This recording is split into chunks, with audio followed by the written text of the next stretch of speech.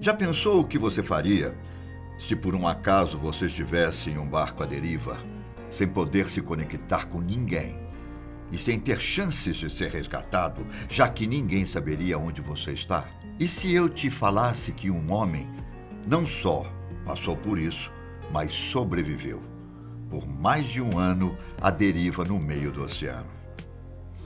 Eu sou Ivan Lima e vou te contar como que um homem conseguiu sobreviver todo esse tempo em uma das piores condições possíveis. José Salvador Alvarenga nasceu em El Salvador, no ano de 1975. Durante parte da sua vida, ajudou o seu pai, que mexia com negócios relacionados à farinha de trigo.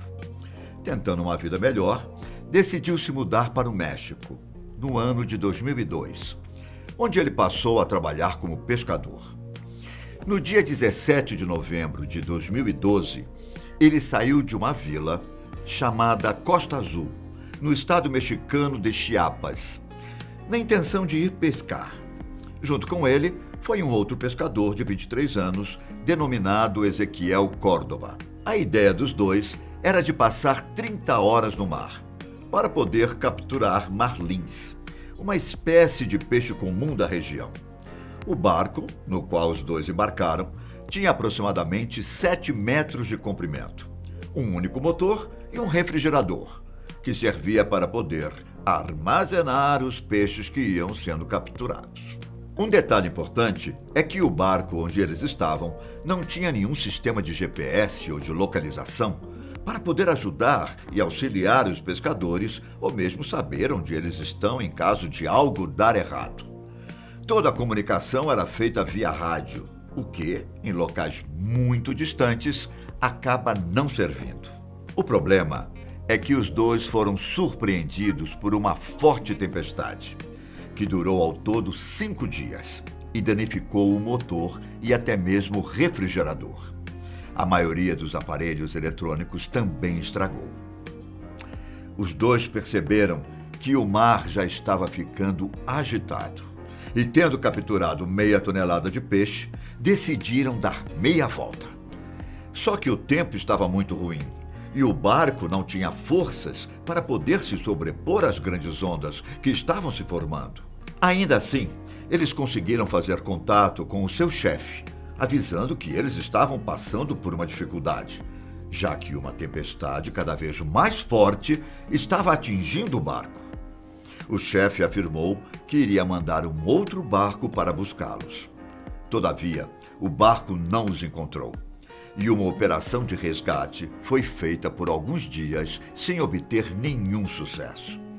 Depois de resgatado, Salvador afirmou que certo dia ouviu um avião passar, mas nem chegou a vê-lo. Infelizmente, ele e seu companheiro não foram encontrados. Para poderem se alimentar, Salvador e Ezequiel pescavam e, por vezes, conseguiam abater aves e tartarugas. Eles bebiam água armazenada da chuva. Entre os animais que Salvador pescou ao longo do seu tempo à deriva estavam tubarões. De acordo com Salvador, ele conseguia matar essas criaturas a pauladas e depois as comia cruas mesmo. Aliás, todos os alimentos que ele e Ezequiel comeram eram crus. Ele não tinha como esquentar os peixes pelo fato de estar em um barco sem nenhum espaço para poder fazer uma pequena fogueira ou algo parecido. Mas a companhia de Ezequiel não durou muito tempo. De acordo com Salvador, o seu companheiro de jornada começou a passar muito mal por estarem comendo peixes e outros animais crus. Em dado momento, eles tiveram que beber a própria urina e beber sangue de tartaruga para substituir a água potável. Ezequiel passou a não conseguir mais comer. Não tinha mais esperanças de que seria resgatado. Sendo assim, a cada dia que passava, ele estava mais debilitado e frágil. De acordo com Salvador, após 2 meses em que eles tinham saído da Costa Azul, Ezequiel acabou morrendo de inanição. Agora, além de estar à deriva no meio do oceano, ele estava sozinho. Salvador afirmou que não tinha intenção de jogar o corpo do companheiro no oceano. Todavia, depois de 8 dias, durante a noite, com o corpo começando a dar sinais de decomposição, Salvador decidiu jogá-lo no mar. Salvador tentou não deixar a morte do companheiro afetá-lo. Fazia exercícios sempre que possível. Lavava o barco e coletava objetos de plástico que encontrava flutuando no mar, como forma de passatempo.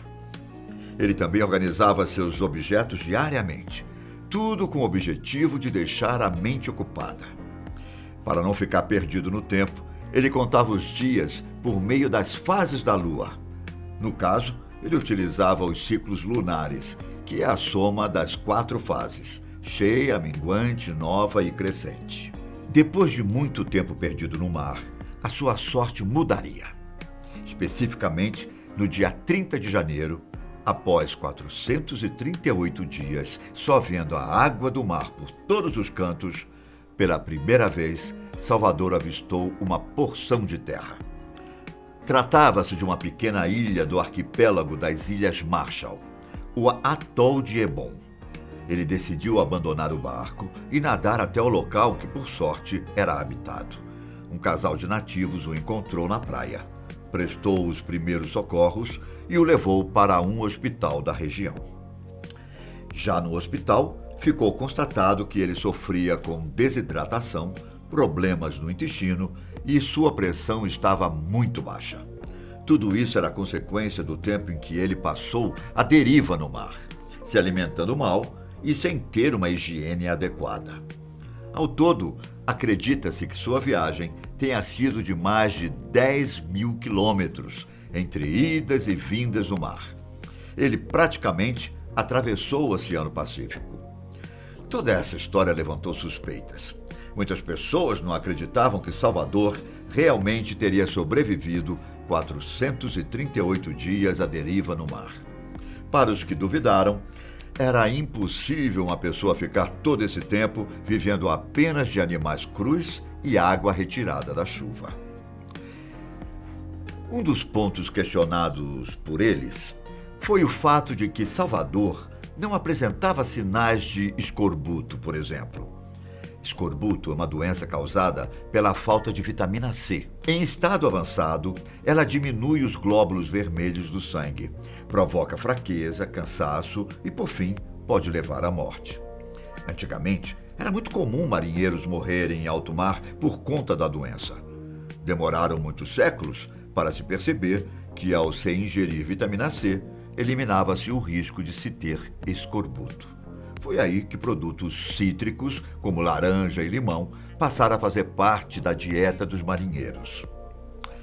Porém, de acordo com alguns especialistas, é possível sim que Salvador não tenha desenvolvido escorbuto, pelo fato dele ter matado e ingerido muitas aves que eram ricas em vitamina C, o que significa que seu corpo acabava absorvendo uma quantidade mínima necessária para que a doença não se manifestasse. Inclusive, em abril de 2014, ele passou por um teste para ver se ele estava mentindo ou não. Até mesmo um detector de mentiras foi utilizado. Ficou concluído que tudo o que ele falou era verdade, por mais incrível e surreal que parecesse.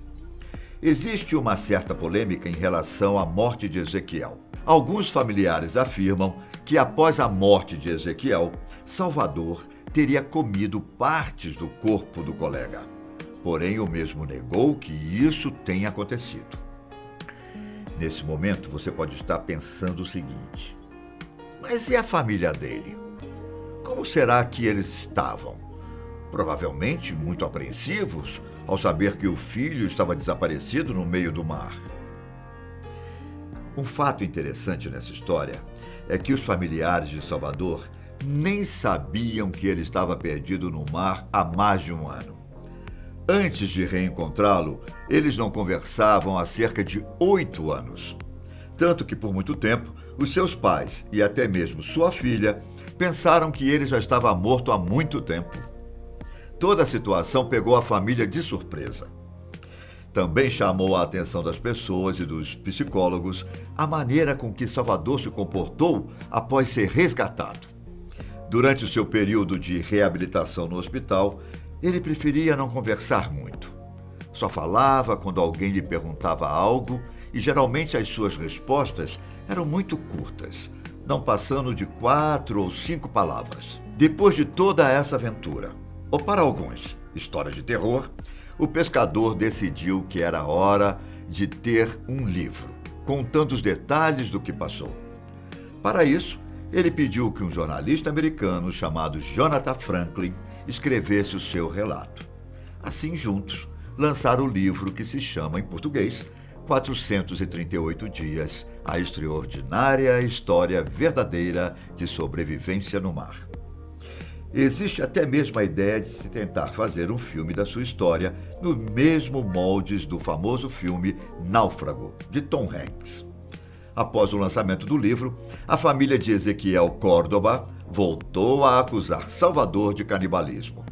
O processo pedia a soma de $1 milhão ao pescador. O pescador negou novamente ter comido o amigo. Por fim, Salvador falou que, após voltar para casa e rever sua filha e seus pais, ele passou a tentar esquecer tudo o que aconteceu, mas não conseguia. Disse que, apesar disso, eles nunca o pressionaram para que contasse tudo o que passou, o deixando o mais livre possível. Espero que você tenha gostado do vídeo. Até a próxima!